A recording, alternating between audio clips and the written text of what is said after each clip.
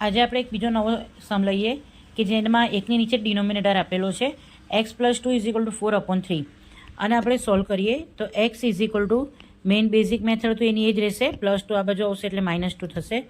Therefore x હવે ભૂલ ક્યાં થાય છે કે 4 - 2 તો 2/3 આન્સર આવી જાય છે. એકચ્યુઅલમાં એવી રીતે નથી, અને નીચે કંઈ નથી એટલે 1 લખશું. હવે 3 અને 1નો આપણે એલસીએમ કાઢવાનો રહેશે. તો 3 અને 1નો એલસીએમ કેટલો થશે? તો 3 અને 1નો એલસીએમ થશે 1 3 ઝા 3 થશે.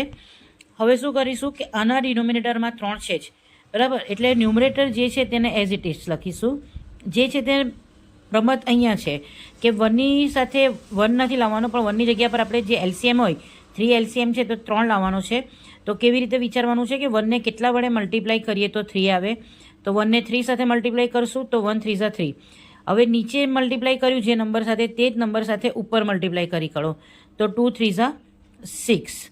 તો અહીંયા આવી જશે 4 - 6. ધેરફોર x હવે 4 - 6 એટલે તમારું બેઝિક થઈ ગયું કે સબટ્રેક્શન કરો તો 2 અને મોટા નંબરની સાઇન એટલે -2, તો -2 પર અને નીચે આવશે 3. તો x = -2/3.